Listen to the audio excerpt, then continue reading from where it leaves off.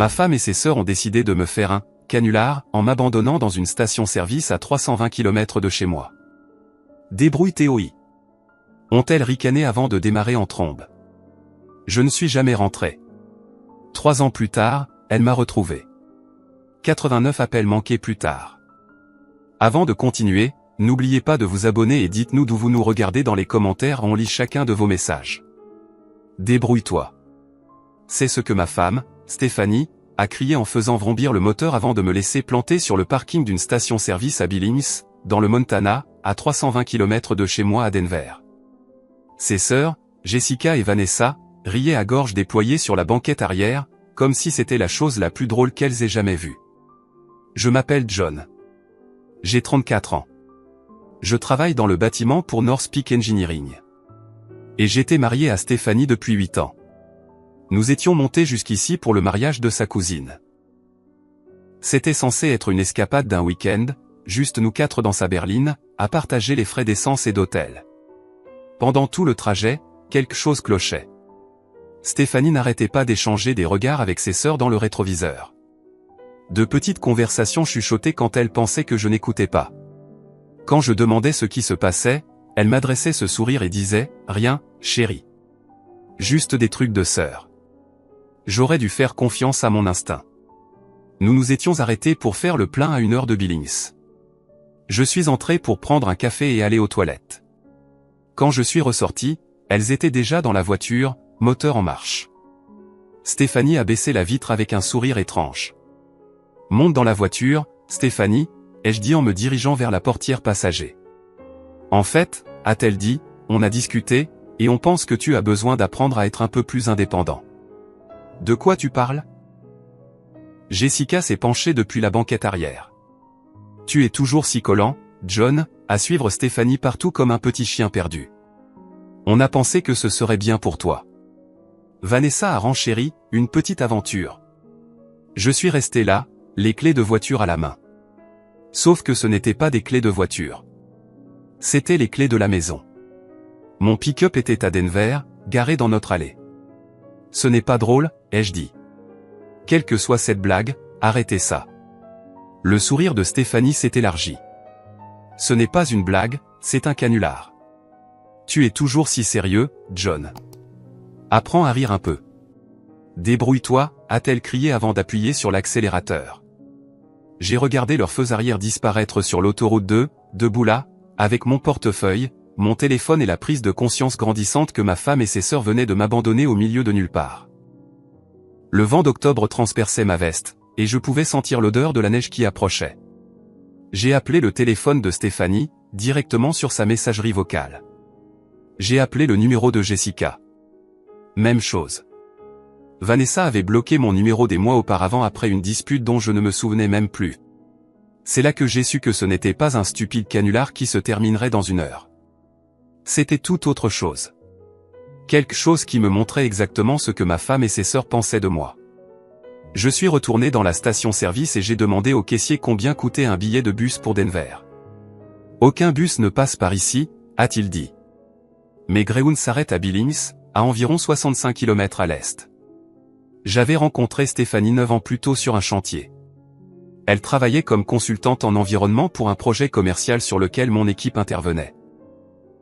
Intelligente, drôle, avec cette façon de me donner l'impression d'être la seule personne dans la pièce quand elle me parlait. Ses sœurs étaient différentes. Jessica avait 2 ans de plus, travaillait dans le marketing pour une boîte de tech, et avait toujours un avis sur tout. Vanessa était la Benjamine, 28 ans, cherchant encore sa voie, mais jamais à court d'insolence. Dès le début, elles m'ont traité comme si je leur volais leur sœur. Des dîners de famille où elles faisaient des blagues d'initiés que je ne pouvais pas suivre. Des vacances où elles réservaient des activités sans me demander si je voulais participer. De petites choses qui, avec le temps, s'accumulaient. Elles sont juste protectrices, disait Stéphanie chaque fois que j'abordais le sujet. Elles finiront par t'apprécier. Mais ça n'est jamais arrivé. Au contraire, c'est devenu pire après notre mariage. Jessica a commencé à faire des commentaires sur le fait que je freinais Stéphanie, l'empêchant de voyager plus, de prendre des risques. Vanessa levait les yeux au ciel chaque fois que je proposais mon aide, que ce soit pour changer un pneu ou réparer quelque chose dans leurs appartements. Tout ne nécessite pas l'intervention d'un homme pour être résolu, disait-elle. J'ai commencé à remarquer d'autres choses aussi. Comment Stéphanie envoyait des SMS constamment quand nous étions ensemble, toujours avec ses sœurs. Comment elle changeait nos plans à la dernière minute parce que Jessica ou Vanessa avaient une crise qui nécessitait une attention immédiate. L'année dernière, Stéphanie a oublié notre anniversaire de mariage parce qu'elle aidait Vanessa à déménager. L'année d'avant, elle a manqué mon dîner d'anniversaire parce que Jessica avait des problèmes avec son petit ami. La famille d'abord, disait-elle toujours. Et je comprenais. Je respectais ça. Mais j'étais censé être de la famille, moi aussi. Les signes avant-coureurs étaient là pendant le trajet vers le Montana. Leur insistance sur le fait que je n'avais pas besoin de prendre mon pick-up parce que nous voyagerions tous ensemble. La façon dont Stéphanie avait réservé la chambre d'hôtel à son seul nom. Les blagues de Jessica sur le fait que je ne faisais jamais rien de spontané. Tu te souviens quand tu étais marrant, avait demandé Vanessa depuis la banquette arrière. Avant de devenir si casanier et ennuyeux. J'en avais ri, mais c'était blessant. Je travaillais 60 heures par semaine pour que nous soyons à l'aise. Je réparais des choses dans la maison, je planifiais les vacances, je me souvenais des dates importantes. Je pensais que c'était ça, être un bon mari. Debout sur ce parking de station-service, regardant le soleil se coucher sur les collines du Montana, j'ai réalisé que je m'étais trompé. Pas sur ce que signifiait être un bon mari, mais sur la personne avec qui j'étais marié. Le caissier m'a laissé utiliser le téléphone fixe de la station pour appeler une compagnie de taxi à Billings. Une course à $60 que je ne pouvais pas vraiment me permettre, mais je devais me rendre à cette gare routière. Le trajet en bus jusqu'à Denver a duré 14 heures. 14 heures assis sur ce siège inconfortable à réfléchir à mon mariage, à la femme que j'avais passé 8 ans à essayer de rendre heureuse. Je n'arrêtais pas de vérifier mon téléphone, m'attendant à un SMS d'excuses, peut-être un appel paniqué quand elle réaliserait qu'elles étaient allées trop loin. Mais rien n'est venu. Vers minuit, quelque part près de Casper, dans le Wyoming, j'ai compris. Le but n'était pas de m'apprendre l'indépendance ou de m'aider à me détendre. Le but était de m'humilier, de me montrer exactement où était ma place dans leur petite sororité. J'ai pensé à toutes les fois où j'avais cédé quand elles voulaient changer nos plans. Toutes les fois où j'avais ravalé mes paroles quand elles faisaient des blagues à mes dépens. Toutes les fois où je m'étais excusé pour des choses qui n'étaient pas de ma faute juste pour maintenir la paix. Le pire, ce n'était pas d'avoir été abandonné. Le pire, c'était de réaliser que c'était probablement quelque chose qu'elles avaient planifié pendant des semaines, peut-être des mois, assises dans l'appartement de Jessica, en concoctant ce plan, en riant de ma naïveté. Quand le bus est arrivé à Denver à 8 heures du matin, j'avais pris ma décision. J'ai pris un taxi pour rentrer, m'attendant à trouver la voiture de Stéphanie dans l'allée, mais elle n'y était pas. La maison était vide, exactement comme nous l'avions laissée vendredi matin. Je me suis assis à la table de la cuisine et j'ai appelé le travail pour me déclarer malade. Puis j'ai fait quelque chose que je n'avais jamais fait auparavant. J'ai commencé à fouiller dans les affaires de Stéphanie. Non pas par jalousie ou suspicion, mais parce que j'avais besoin de comprendre avec qui j'avais été marié. Son ordinateur portable était protégé par un mot de passe, mais elle avait toujours été négligente quant à la fermeture des onglets de son navigateur. J'ai trouvé des conversations de groupe entre elle et ses sœurs remontant à des mois. Des captures d'écran de nos conversations SMS qu'elle avait partagées avec elle, accompagnées d'émojis qui pleurent de rire. Des photos de moi en train de dormir qu'elle leur avait envoyées avec des légendes comme « mort au monde », comme d'habitude, et « zéro conscience de son environnement ». Mais c'est le fil de discussion sur le voyage dans le Montana qui a brisé quelque chose en moi. Jessica l'avait suggéré la première. On devrait carrément le larguer quelque part et voir combien de temps il met à trouver comment rentrer. Vanessa, OMG. Oui, il est tellement dépendant de Steph pour tout. Stéphanie, vous êtes terrible, les filles, mais ce serait aussi hilarant. Elles avaient tout planifié dans les moindres détails. L'arrêt à la station-service, l'histoire sur le besoin d'indépendance, et même le plan de secours. S'il arrive à rentrer avant nous, il appellera probablement juste sa mère ou un truc du genre, avait écrit Jessica. Gros bébé. J'ai fermé l'ordinateur portable et suis resté assis là pendant un long moment. Puis je suis monté, j'ai fait un sac et je suis parti. Je n'ai pas laissé de mots. Je n'ai pas coupé les services publics ni fermé la porte à clé. Je suis simplement sorti, de la même manière qu'elles étaient parties en voiture. La différence, c'est que je ne reviendrai pas. J'ai conduit mon pick-up jusqu'à chez mon frère Kevin à Colorado Springs. Il travaillait de nuit dans une usine et avait une chambre d'amis dans son appartement. Quand je suis arrivé à sa porte avec un sac de sport et sans explication, il a simplement hoché la tête et m'a tendu une bière. « Tu restes combien de temps ?» a-t-il demandé. « Je ne sais pas encore. » Kevin n'avait jamais aimé Stéphanie. Il ne l'avait jamais dit ouvertement, mais je le voyais à la façon dont il devenait silencieux quand elle était là. Comment il trouvait toujours une excuse pour partir plus tôt lors de nos réunions de famille. Je lui ai tout raconté. L'intégralité. Le canular, les conversations de groupe, les mois de planification dans mon dos. « Putain, John », a-t-il dit quand j'ai fini. « Tu es mieux sans elle. » Lundi matin, j'ai appelé mon superviseur chez North Peak et j'ai demandé un transfert sur un projet à Colorado Springs. On manquait de personnel sur la rénovation d'un hôpital, et ils avaient besoin de gars expérimentés. Mon patron n'a pas posé de questions, il a juste dit que je pouvais commencer mercredi. Mardi après-midi, mon téléphone a commencé à sonner. Stéphanie était de retour. J'ai laissé l'appel aller sur la messagerie vocale. Puis j'ai écouté le message. « John, où es-tu ? Je rentre à la maison et tu es juste parti. Ça ne te ressemble pas, rappelle-moi. On doit parler de ça. » Aucune excuse. Aucune reconnaissance de ce qu'elle avait fait.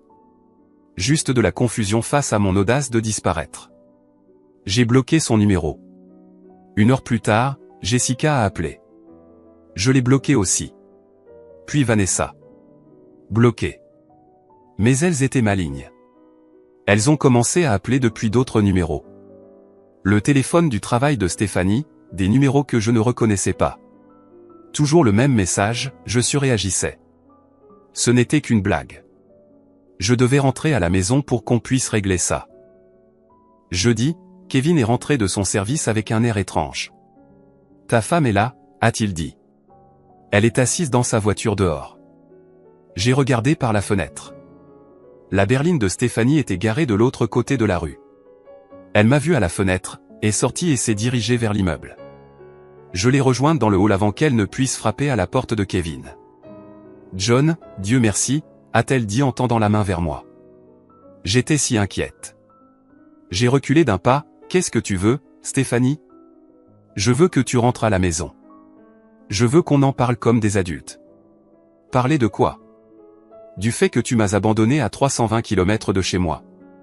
Du fait que toi et tes sœurs avez planifié ça pendant des mois. » Son visage a changé. Le masque de l'épouse inquiète est tombé une seconde, et j'ai vu autre chose en dessous. De l'irritation, comme si j'étais déraisonnable. C'était un canular, John. Tu agis comme si on avait commis un crime. Tu m'as laissé en plan. Vous en avez ri. Vous l'avez planifié pendant des mois. Parce que tu en avais besoin, a-t-elle dit. Et voilà. La vraie raison. Tu es si dépendant, si collant. On pensait que si tu devais te débrouiller tout seul pour une fois, peut-être que tu grandirais un peu. Le hall était silencieux, à l'exception du bourdonnement des néons. J'ai regardé cette femme avec qui j'avais été marié pendant 8 ans et j'ai réalisé que je ne la connaissais pas du tout. Je ne rentre pas à la maison, ai-je dit. Ne sois pas ridicule. Tu ne peux pas disparaître juste parce que tes sentiments ont été blessés. Regarde-moi faire. Je me suis retourné et j'ai marché vers l'ascenseur. Elle m'a suivi, parlant de plus en plus vite, faisant des promesses, des menaces, des explications qui n'avaient aucun sens. Mais j'ai arrêté d'écouter. Quand les portes de l'ascenseur se sont fermées, elle parlait encore.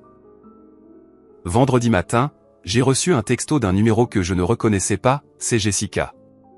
Stéphanie est vraiment bouleversée. Tu dois arranger ça. Je l'ai montré à Kevin pendant le café. Change de numéro, a-t-il dit. Alors je l'ai fait. 3 semaines plus tard, je prenais mes nouvelles habitudes. Travaille sur le chantier de l'hôpital la journée, aide à Kevin sur son pick-up le week-end, et j'apprenais ce que c'était de prendre des décisions sans demander l'avis de quelqu'un d'autre. J'avais trouvé un petit appartement dans le sud de Colorado Springs. Rien d'extraordinaire, mais c'était à moi. Pas de décision partagée sur les meubles ou les couleurs de peinture. Pas de compromis sur les séries à regarder ou sur le repas du soir. Pour la première fois depuis des années, je me sentais à nouveau moi-même. C'est à ce moment-là que ma mère a appelé. John, chérie, Stéphanie est passée à la maison. J'évitais les appels de mes parents, pas encore prêt à expliquer la séparation.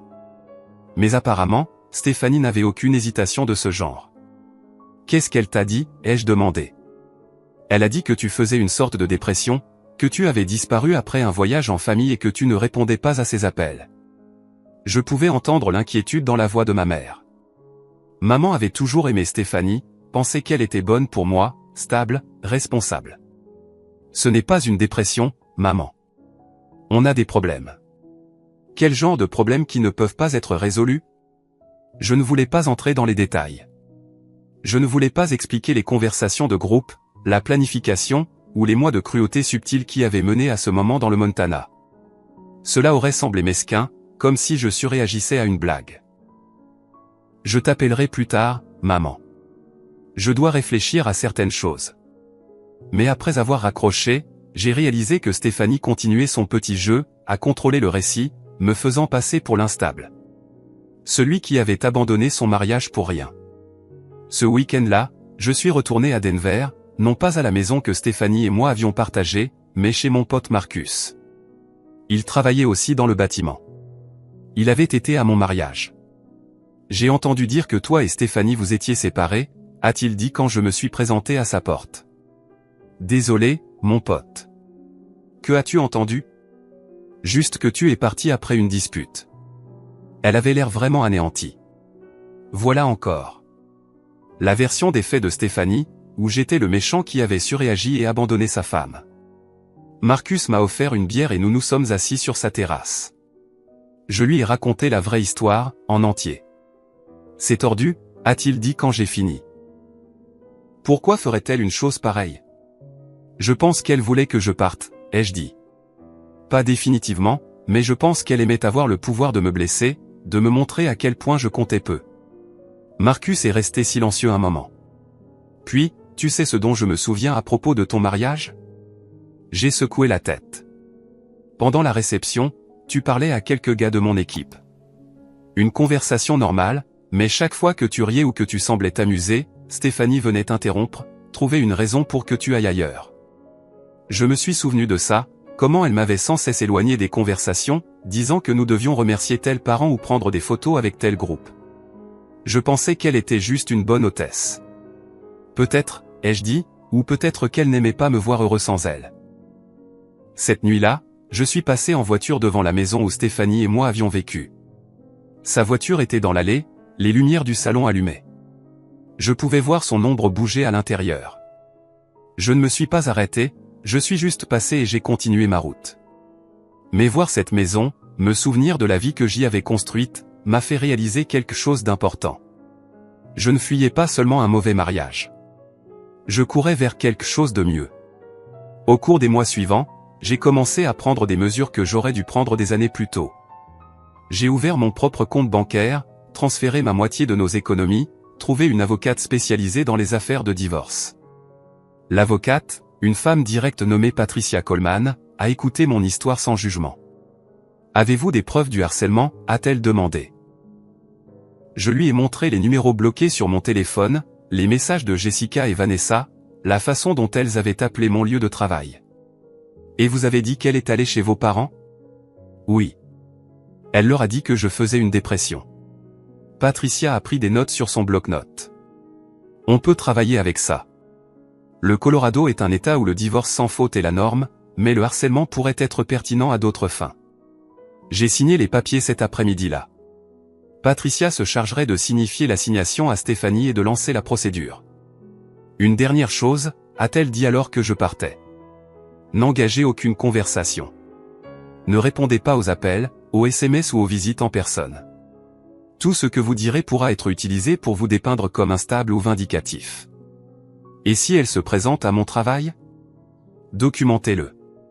Appelez la police si nécessaire, mais n'entrez pas en contact. Le projet de rénovation de l'hôpital se passait bien. J'avais été promu chef d'équipe, supervisant une équipe de 5 hommes. Le travail était stable, le salaire décent, et personne ne se souciait de ma vie personnelle tant que je me présentais et que je faisais mon travail. J'ai commencé à suivre des cours du soir au Community College.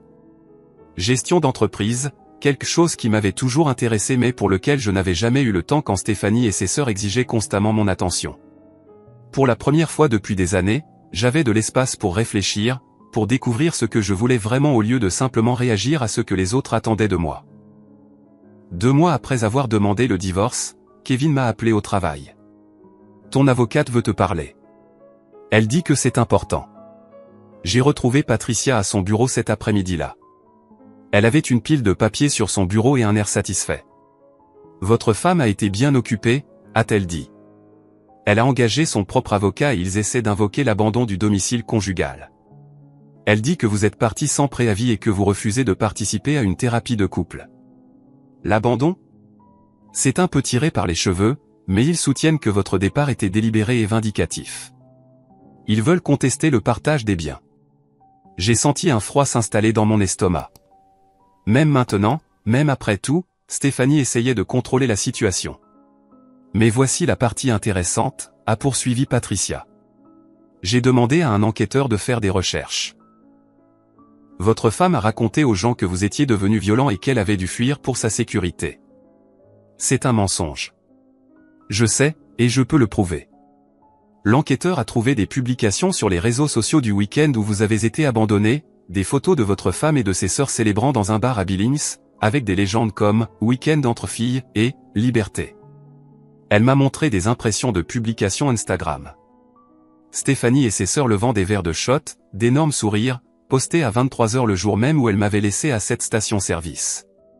Cela détruit leur version des faits, a dit Patricia. Elles ne peuvent pas prétendre avoir eu peur de vous tout en célébrant simultanément votre absence. Je fixais les photos. Sur l'une d'elles, Jessica portait ma casquette des Denver Broncos, celle que j'avais laissée dans la voiture en entrant dans la station-service. Il y a plus, a dit Patricia. L'enquêteur a aussi trouvé les messages de la conversation de groupe. Votre femme a été négligente avec ses paramètres de confidentialité. Elle m'a tendu une autre liasse de papier. Des captures d'écran des conversations que j'avais vues sur l'ordinateur de Stéphanie, plus des dizaines d'autres que je n'avais pas trouvées. Des mois de planification, de rire sur mes réactions, de paris sur le temps que je mettrais à rentrer en rampant. Nous déposons notre réponse demain, a dit Patricia. Et puis nous mettrons un terme à tout ça. L'audience de divorce était prévue un mardi matin en mars. Je portais mon plus beau costume, celui dans lequel je m'étais marié 8 ans plus tôt. Stéphanie était assise à l'autre table avec son avocat, un homme tiré à 4 épingles qui avait l'air de facturer à l'heure.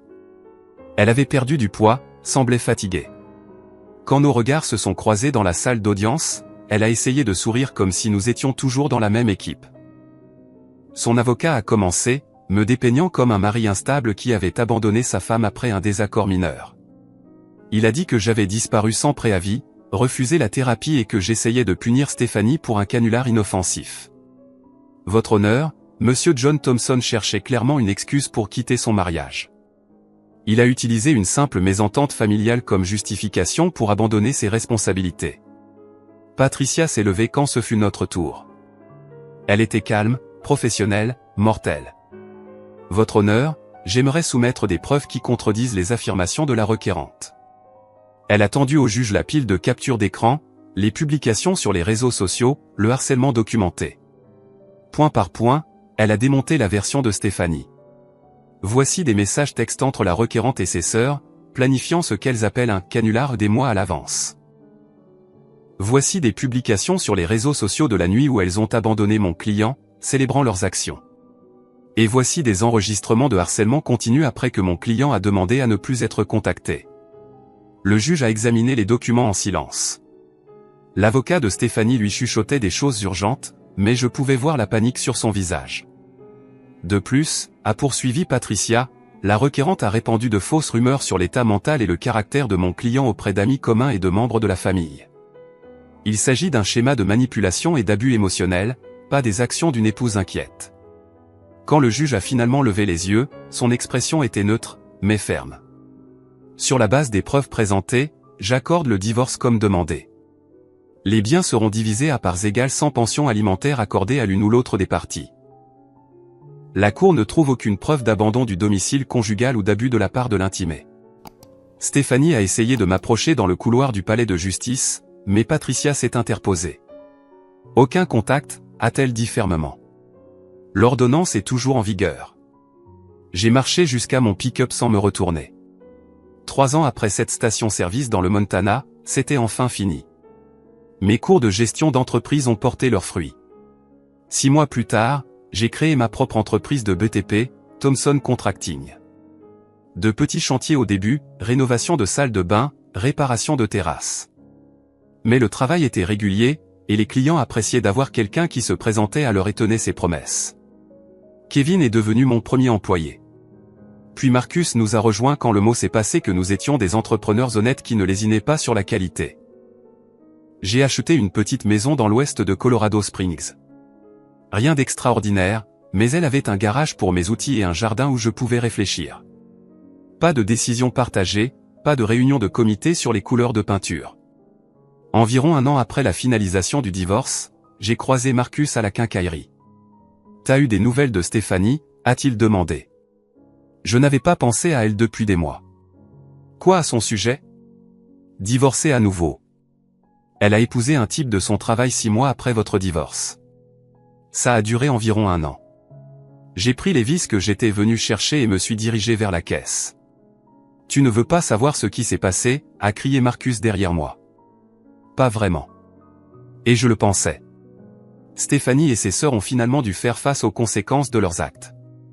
Jessica a perdu son poste dans le marketing après que son harcèlement à mon égard a créé des problèmes de responsabilité pour son entreprise.